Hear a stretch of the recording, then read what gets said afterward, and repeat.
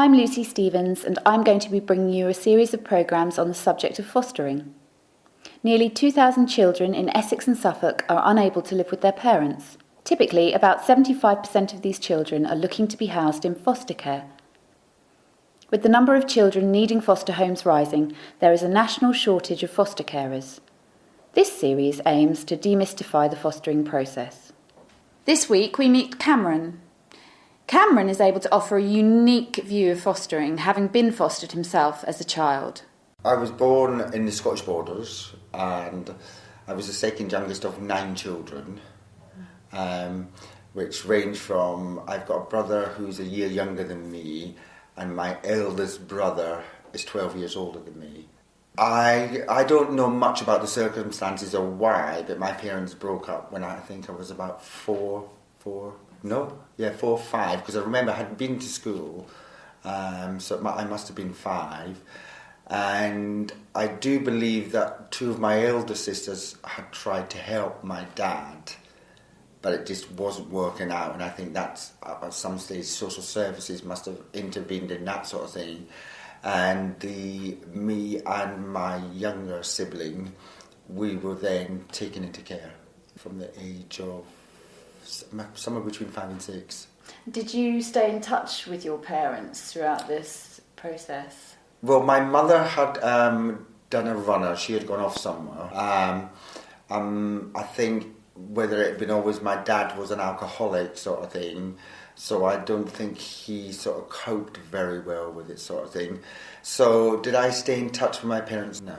Cameron spent 6 years in children's homes before going into a foster family. First of all, I was in children's homes from when I was about 6 until I was about 12. So 6 years was in 2 different children's homes.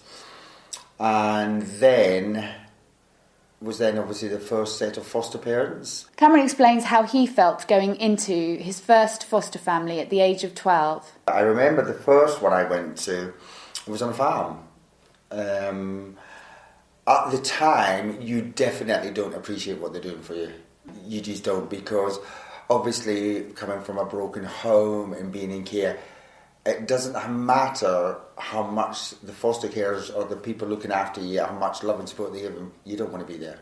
Your natural inability is you want to be with your siblings and your parents, and I think that's where all the unsettling comes from, sort of thing.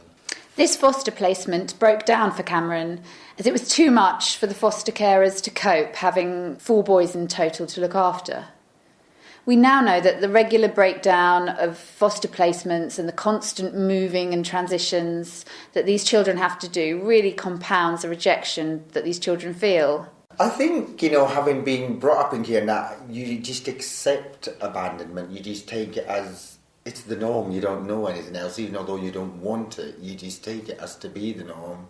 And I think you just learn, I don't think you learn how to deal with it. I think you just take it in your stride at that sort of age. Cameron says that in spite of this rejection, he really felt the need for boundaries, but would also fiercely push against these boundaries. As a foster carer, he says that you're really not to take it personally. I think one of the things you have to be prepared for is they will give you a hard time, and they will test you. Because especially if they've been in other foster carers or that sort of thing, and the reason they're testing you is to see if you will keep them. So when they first come in, they're polite little angels, that sort of thing. They're already working out in their head how they're going to test you, and they will push your buttons. Just treat them how you would your normal children, and keep them in the boundaries. Cameron insists that despite this testing that children subject carers to, fostering is so important because it positively affects the life of that child. It's not until later on in life that they appreciate what you've done for them. I've now been in contact with all the foster carers who I was fostered by.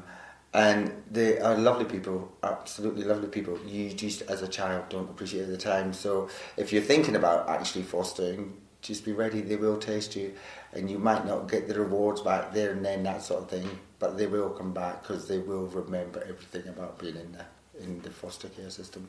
That was Cameron giving his unique insight into what it feels like to find yourself as a child in a foster family, and also what carers might expect from that child. Next time, I'll speak to Sandy, a carer at Eastern Fostering Services.